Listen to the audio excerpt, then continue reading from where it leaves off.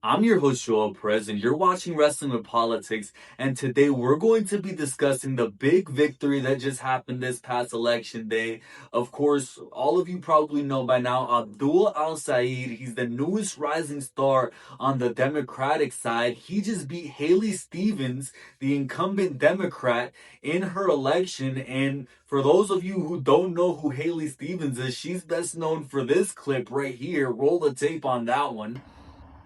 I will continue to fight for the people of Israel. I will continue to fight for Israel's existence. Israel comes to me in my dreams. I see Israel's future, and I know that Israel will continue to exist for the Jewish people. And after watching that clip, Israel might come to her in her dreams, but Haley Stevens is coming to me in my nightmares.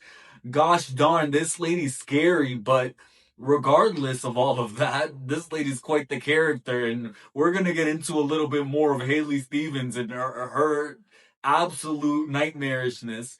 But regardless, the big deal, the reason this race was such a big deal is because, of course, the money that was involved in this race to get Haley Stevens elected. AIPAC, the Israel Zionist lobby, spent $46 million to ensure that she would remain in her seat and that Abdul Al-Sayed lost. A familiar story here. This is what they always try to do. They try to funnel these races with millions of dollars and ensure that grassroots candidates that would otherwise have a much larger chance that they lose and that somebody who does the bidding of Israel gets into office. And that's why Israel controls so much of our politics, because they literally fund and buy out these politicians. So thankfully that didn't happen in this race. And that's the big narrative online, that this is a big L for the Zionist lobby. And to the extent that it made them waste $46 million, I agree with that.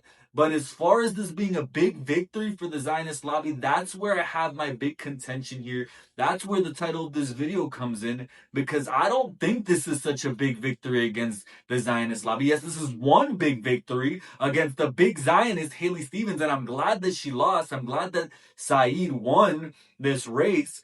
But as far as this being a huge victory, I think this is a small victory for sure.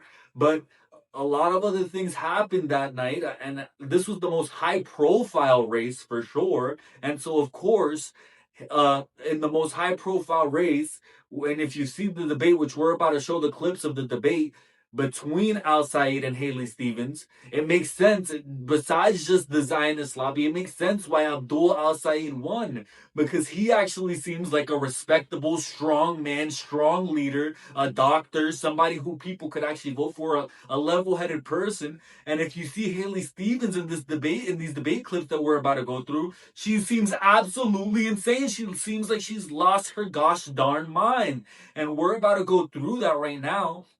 But of course, this was the most high profile race as well. When it comes to all the other races that people don't know that much about, the Zionist wins and the money, the dark money wins every single time. We made the video about Shama Sawant, who had her race against Adam Smith. Unfortunately, Shama Sawant lost, and Zionist Adam Smith remained in his seat. Shama Sawant wasn't able to advance to the November election. And then, as unfortunate as it is to say that, that doesn't mean that we give up hope. That means we keep on fighting even harder and harder so that we can get more wins against the Zionist lobby, and wins that actually matter a lot more. Because if we were able to get somebody like Shama Sawant elected, an independent socialist, it would mean a lot more than getting somebody like Abdul Al-Sayed, who's just a standard Democrat. And we're about to go through some of his policy beliefs and why I don't think this is as big of a win as you guys think it is, or many online say it is. But regardless, we're going to get to that point of the video. For now, let's roll some clips of this debate and see the crux of the disagreement here between Haley Stevens and Abdul Al-Sayed. And I believe these very simple debate clips, it's proof of why Saeed won, or he didn't win handily, he only won by 2 points, but why he was able to overcome the odds and win anyways. Because purely based off of vibes, you can tell the vibes are that Saeed was a lot better of a candidate. It's plain as day to anybody who's watching these clips. Let's roll the first one here. A very direct question that so many people ask us. Are these folks getting money from big utility? Congresswoman Haley Stevens, are you taking money for your campaign from DT or consumers? No, but let me say this, Roop. I have been transparent. I have been transparent throughout this campaign, and let me just say this, that the only thing that ever motivates my work is the people of Michigan, the people who I hear from. You know, my opponent is on these big podcasts. You know, he's running a podcast himself. These folks are making fun of the way I sound, but yet I sound like the people who need help, who are talking to me about what they need Congresswoman, done. that was a follow-up to ask the direct question, whether you're taking money from utilities and I or said not. no. The answer is no. Thank you. Dr. Al-Sayed, I'm asking you the same question. Any money from anyone that we don't know about? No and never, but then $40,000 in direct receipts to her campaign from DTE's corporate PAC. And then there's, I don't know, Center for Democratic Priorities, which released its funders, but then they're behind these shell organizations, these 501c4s. So I'd really like to revisit that question, because I don't know how to explain $40,000 directly to her campaign from DTE. I'm the only candidate in this race who's never touched a dime of corporate PAC money. I do want to ask both of you about your campaigns respectively when it comes to certain questions that people have. And first of all, I just have to say, why is she smiling at me like that? Who told her it was a good idea to smile at the camera like this? She does this multiple times during this debate, and it's just completely creepy, completely like, what's wrong with you, lady? And that's the first thing here that just completely throws me off about her. You could just tell she's crazy from the way she's looking at you. My goodness, she's scary as hell. And then second of all, she's completely comfortable here, lying straight to your face. And that's what makes this lady so despicable. She's receiving a huge money, not just from the Israel-Zionist lobby, but from big utility, from large corporations. And she's completely comfortable, doesn't even have a moment's pause at straight up lying to your face about it. And then she got called out right after by Abdul Al-Sayed, who told her straight to her face that she did take $40,000. And apparently it was a lot more than that, they said online, that she took from big utility companies. And so she's just completely straight up lying to you about it. Literally almost every single word in this debate is a straight up lie from this woman. And she doesn't care to do it. That's why she's in the position that she's in, because she's completely and utterly comfortable lying to you straight to your face. She won't scoff. She won't think about it twice. She'll do it without hesitation, and it's completely despicable how she's able to do that. And she goes ahead and says, I'm completely transparent, right after lying straight to your face. How the hell can you do something like that? It's just completely and utterly unfathomable. And this lady, it doesn't end there with her. Let's play the next clip. Congresswoman, specifically about AIPAC money, more than $46 million has been spent on AIPAC spending to back your campaign. A lot of people wonder if that is something where you're going to do their bidding should you win this seat. Is that something people should be concerned about? And if not, why not? Absolutely not, Roop. Look, I have been very clear, consistent, and transparent, and I have continued to be. I want to see long-term peace. I want to see a two-state solution. I am deeply proud to represent one of the largest Jewish populations in a congressional district in the country. This is a community that I have grieved alongside, that I've mourned alongside, and have fought to bring the hostages home. And I'm still working to get us to long-term peace. But no concern about the $46 million plus spent on the behalf of AIPAC that should worry people about perhaps you doing their bidding should you win the seat? Well, I don't think there's much difference between super PACs going in for Abdul or super PACs going in for me. We have a problem with campaign finance reform in this country. I have an A grading from End Citizens United. I have been endorsed by Defend the Vote. I have voted consistently, and I'm going to stop Mike Rogers from getting anywhere close to the United States Senate, which is why he doesn't want want to run against me, and which is why somebody like Governor Whitmer is supporting me in this race. Congresswoman Stevens, thank you. I want to give some equal time here to Dr. Al-Sayed. And specifically, I want to talk to you a little bit about this geopolitical weight that we all feel in this community, which is about the Israel-Palestine issue. It obviously has colored this election greatly. It colors the Democratic Party. How do you see yourself moving forward, should you become a senator here, handling the situation with Iran, Israel, and Hamas? So I just want to say the difference between us is $46 million of AIPAC spending. They've set a record in this race to help elect my opponent because they know that she'll be a reliable vote, just like she took last week to send your tax dollars to a foreign government that is aiding, arming, and abetting the very people who want to foreclose on the possibility of Palestinian self-determination. Look, at the end of the day, my job is to take care of you here. I want to be your U.S. Senator. I want your tax dollars spent in Michigan to provide schools in Michigan, to build health care in Michigan, to build roads in Michigan. And I think that money sent over there to kill kids and women is the worst use of our tax dollars. And yet, that's exactly what $46 million in spending will buy you.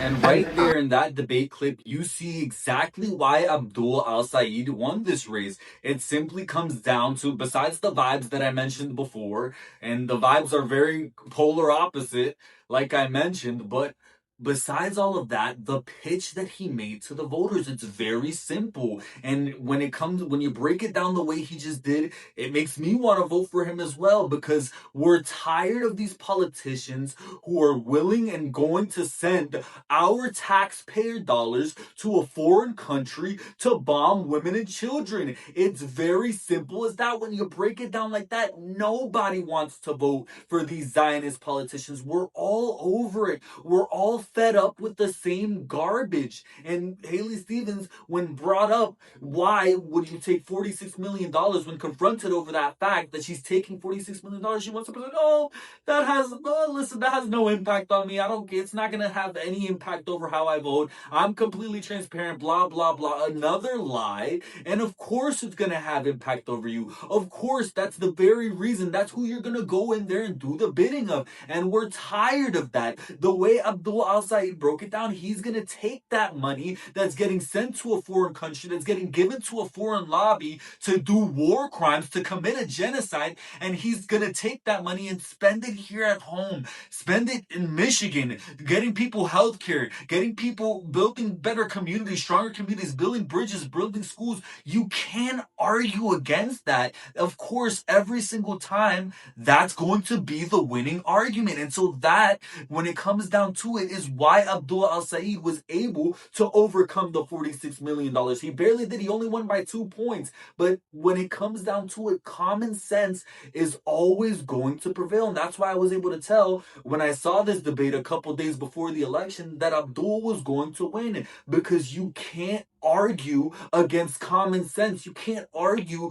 when you break it down like that, the way Saeed did. You can't argue against the brass tacks here. You can't argue against bringing the money back into America, putting America actually first, and getting rid and stop funding the Zionist lobby, who's completely blood-sucking and taking the wealth of our country and using it for the most immoral purposes. And Haley Stevens, the ghoul that she is willing to do exactly that. But she wants to pretend, that she's fighting for Michigan. No, you're fighting for Israel. And people are completely sick and tired of that. And thankfully, she lost here. But when it comes to Abdul Al-Sayed, I do have to be transparent myself, the way Haley Stevens says she is. And I have to point out the fact that it's not an entire victory when it comes to Abdul Al-Sayed, because even though he is good on that issue against the Israel Zionist lobby, and at this point,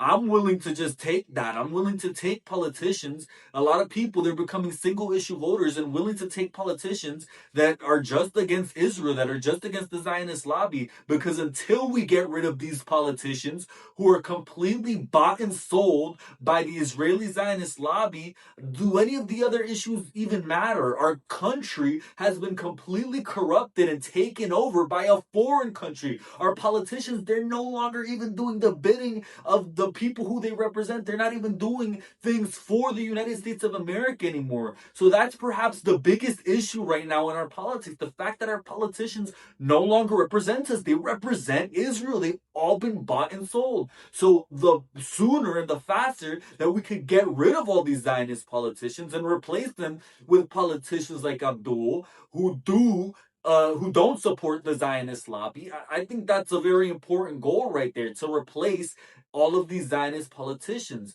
But when it comes to the other things Abdul Al-Sayed believes, I do have a lot of disagreements, because in other ways, besides that, Abdul is just a standard Democrat. He supports funding for the war in Ukraine. He purports to be against war when it comes to the genocide going on in Gaza. But why would you support the war that we have going on in Ukraine? Why would you want to send our military and money to that foreign country instead? It doesn't make any sense. And when it comes to the vaccine mandates and the COVID era lockdowns and all the insanity that happened around COVID, Abdul also supports those things, and forcing you to take a vaccine and a experimental medicine and inject that into your body. What happened to my body, my choice, Abdul? What happened to all of that? So when it comes to a lot of things like that, Abdul Al-Sayed, he's just still a standard Democrat. And that's my big problem when it comes to the Democratic Party. A lot of issues like that. And that's why I believe that when it comes to trying to accomplish change within the Democratic Party, you're always going to fail, because at the end of the day, Abdul Al-Sayed himself, he's against genocide and he's against the things that Israel's doing, but you're trying to accomplish these goals within a genocidal, warmongering party that is owned by the billionaires. He's against the corporations. He doesn't take corporate PAC money. That's amazing right there. Just the fact that he's not bought and sold. He doesn't take any corporate money. But you're trying to do this within a party that does take corporate money, a party that's completely been bought and sold by the people who you claim to hate, by the very corporations that you claim to hate, by the Zionist lobby that you claim to stand against. You're entering a party that's bought and sold by those very same forces. So what are they going to do to you, Abdul Al-Sayed? Are they going to accept you with open arms, or are they going to kick you, spit in your face, and do everything they can to get you out of there? They're probably going to reject Abdul Al-Sayed unless he becomes one of them, which that's also been the case with a lot of these politicians many times around, where like John Fetterman, who ran on a lot of working class issues and pretending that he was going to fight for the working class, but then of course the common story, when he gets into office, he starts serving the interests of the deep state. And so that's why trust in a lot of these politicians has eroded, and why I quite frankly don't have very high hopes for Abdul Al-Sayed, because the moment he gets into Congress, he might just turn his back. And there's a lot of these politicians like AOC who don't even need to take corporate money. They're afraid of the consequences they'll face for actually putting up the good fight against the deep state, against the establishment. And they'll just kowtow and cower and work with the powerful and do what the deep state wants anyways. Support corporate warmongering politicians like Hakeem Jeffries, because they're afraid that the media is going to talk crap about them. So hopefully Abdul Al-Sayed isn't that kind of politician. Hopefully we have a politician going into Congress who's actually going to keep his word, actually fight for the American people, actually take it and bring the fight to the Israel Zionist lobby, and stop sending our taxpayer dollars to a foreign country. Hopefully Abdul Al-Sayed is the real deal. But I had to warn you guys. I have to tell you about the red flags that are already presenting themselves. This guy, in my personal view, with my political expertise, this guy to me just looks like, at the end of the day, another Democrat. And you can never trust a Democrat. I can just tell you that much right now. But at least we've got rid of this Zionist warmonger, this absolute psycho lady, Haley Stevens. So at least that's an improvement in that regard. But for now, that's my opinions on this election. That's all I have to say for now. Let me know what you guys think about Abdul Al-Sayed's victory here in the comment section down below. If you enjoyed what I had to say here, make sure to like, comment, and subscribe. And thank you so much for watching this video. I'll see you all next week.